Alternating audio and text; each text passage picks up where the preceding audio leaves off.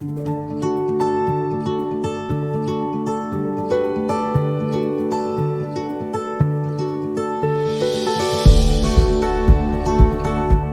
is Farming with Science.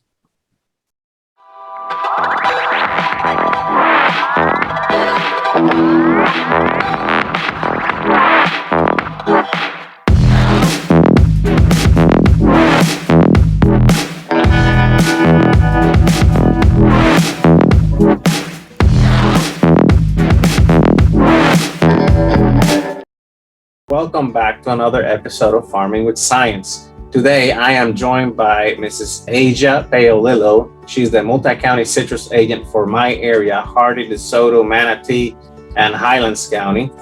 So she is going to take us to a citrus grove and we are going to tour it in search for insect pests. Our goal with the video today is to show you how to properly scout, and she's got plenty of experience doing that. She used to be an inspector for the Florida Department of Agriculture, so she's got plenty of experience watching out for bugs and detecting insect pests. Ajia, how are you today? I am doing great, Jonah. How are you doing? Glad to be here. I am good. So why, before we get there, give me some context on why do we have to inspect our citrus in Florida? Okay. Well, as we know, our environment is conducive to many different types of insects, diseases, plant material, all kinds of stuff. Some things are not going to harm your citrus tree. Some things create problems within the citrus grove or even dooryard citrus trees as well. So it's always a good idea to know what's going on with your trees, whether you have one or you have 1,000 trees or even more. That way you can keep your production as high as possible and keep your trees as healthy as you can. All right, so with that said, let's go into video mode and we'll see you at the farm.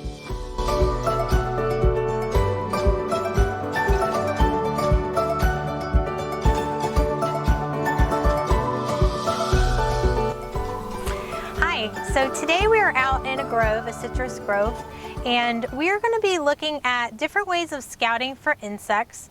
And as many people know, there are a lot of insects that affect citrus here in Florida.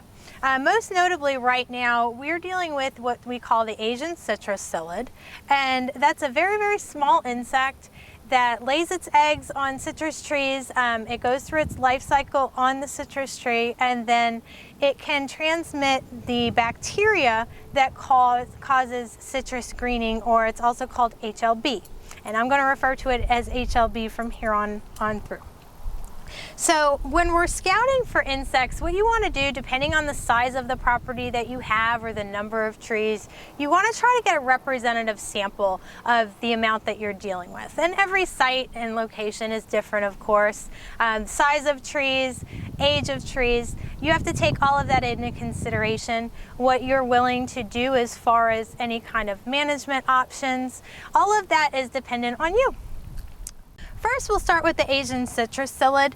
When we're dealing with this time of year, which we are in May right now, so we're dealing with, we've had some spring flushes, bloom is over, the trees are starting to flush out. And what that means is that the trees are getting new growth. The new growth is a prime area for the Asian citrus psyllid. They absolutely love this small growth that you can see here. This is what we call a feather flush. So it's the beginnings of the new growth coming out. And the psyllid will lay its eggs inside the closed leaves that are here. It's a very good environment for that. And the eggs will stay there until they hatch, of course. And then the next stage in the life cycle is called the nymph. And that stage can move around, but they do like that tender flush. So when you're looking for an Asian citrus psyllid, that's basically the first place you're going to look as far as when you're looking for the beginning of their life cycle.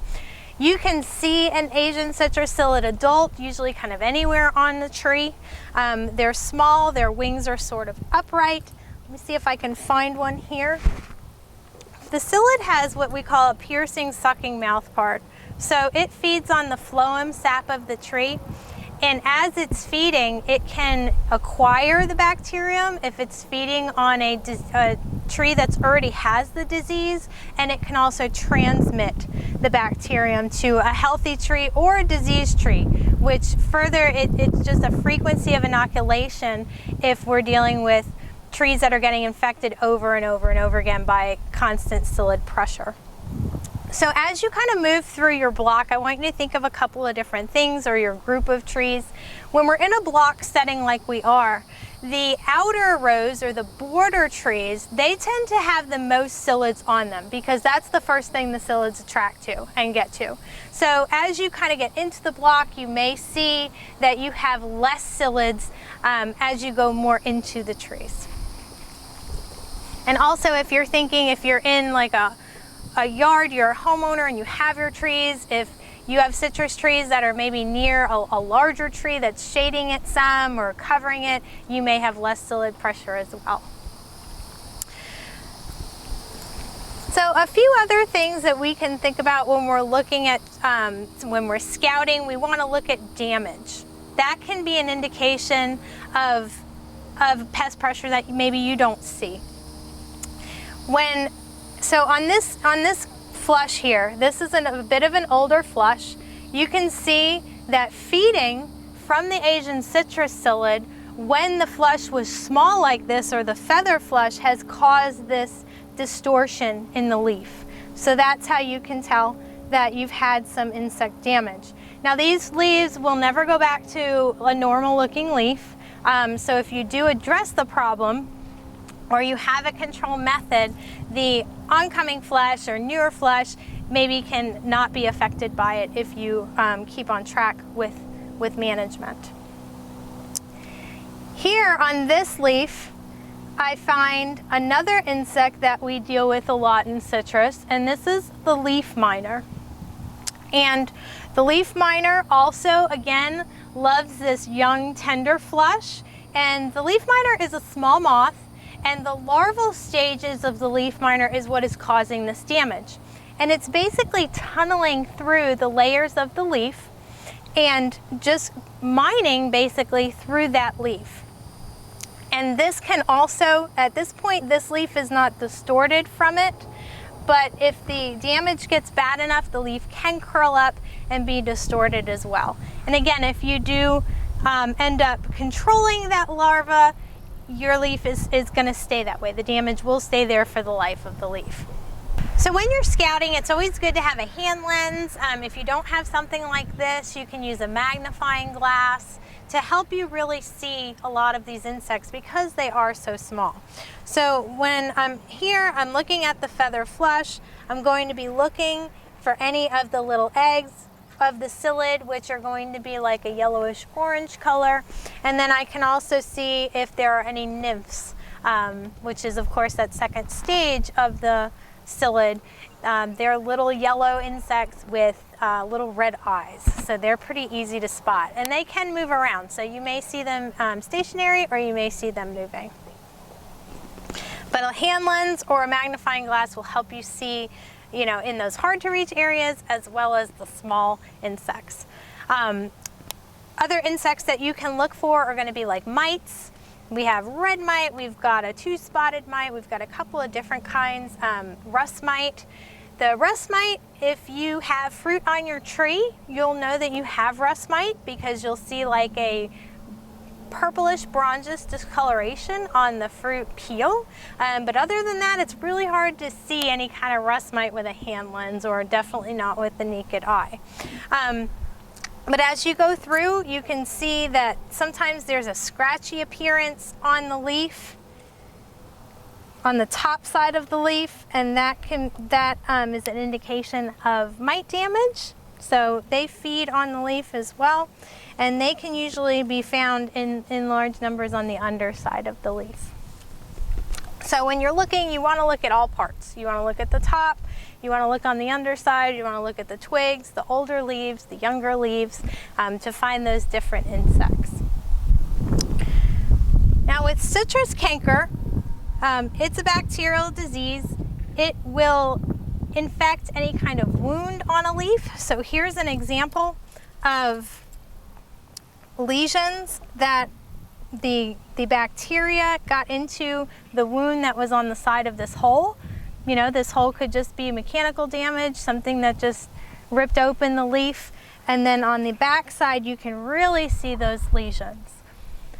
When you're scouting for citrus canker, it's always important to start with the back side of the leaf. That's where it starts to develop first. And in older stages of the lesions, they can go up into the top of the leaf.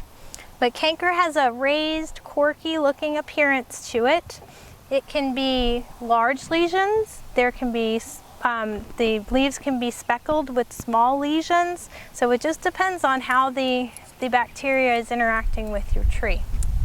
Now the leaf miner that I showed earlier, that creates a wound in the leaf surface. So sometimes you will see canker lesions dotted all along that little tunneling if you have leaf miner and canker at the same time.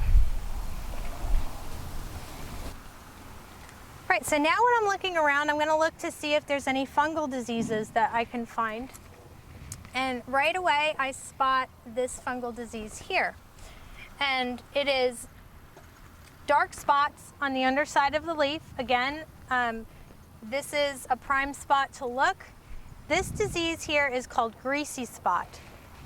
And it usually always begins on the bottom of the leaf, so that's where you're going to find it mostly. This has now spread to the top of the leaf, so it's later stages of the disease. And you can see in some cases it causes discoloration a little bit there. The lesions are flat. They're not raised like as in the case of canker. And they do kind of look like grease has been smudged onto the leaf. So when you're looking at your leaves and your trees, you want to look at all the different kinds of symptoms, because there are some diseases that can be mistaken for each other, but they all usually have their own distinct characteristics that can help you decide which disease you're actually dealing with. If it's not a very large infestation of either an insect or a disease, you may not need to do anything about it. You know, these things happen in nature. This is what we deal with. But when you have part of, you know, a disease infestation or pests that's limiting the productivity of your tree, the leaves are getting too badly affected, so where they can't photosynthesize the way they should because there's so much damage on them, that's when action needs to be taken, and we can definitely help you in deciding where you are in that stage. Sometimes when you're scouting, you may find a nice surprise, because there are plenty of beneficial insects that live in citrus groves as well. So as I'm looking around this tree, I find under here is a ladybug larva. Now this insect is beneficial because it eats aphids, it eats scale, it can eat mealybug. So we definitely want to keep this kind of guy around.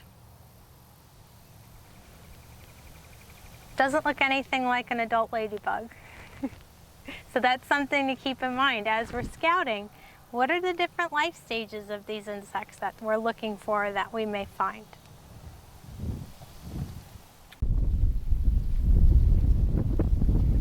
On this leaf, you'll see that there's like a black mold, and we call this sooty mold. And it's also here, and then it's in larger quantities on leaves over here. And on this leaf as well, you'll see these small insects, and that's a type of scale. And the scale it produces a honeydew, we call it, and it's a secretion, and the black mold grows on that. So that's where that comes from. So if you see this black mold, you have some sort of insect that's going to be secreting the honeydew. And scale does that, mealybugs, aphids, those sort of insects will secrete this. And you will also find ants, because the ants love the honeydew as well. So we've gone over a few scouting techniques that can be useful to you when you're looking at your tree and thinking about different management options. I recommend scouting your tree maybe once a month depending on the season, especially when we have these spring flushes. We also have a major flush in the fall that can attract these insects. But when you're out and about, just kind of take a look at your tree, learn what's happening with it. the different times a year that you may find more insects than not on your tree. If you need any help with scouting or definitely have an insect or a disease that you need identification with, you can always contact us at any IFAS Extension office. We have one in every county in Florida. And we'll be more than happy to help you. And even if you need someone to come out and maybe look at your tree, we can do that as well, and we can schedule a time to come take a look at what you have. Thank you.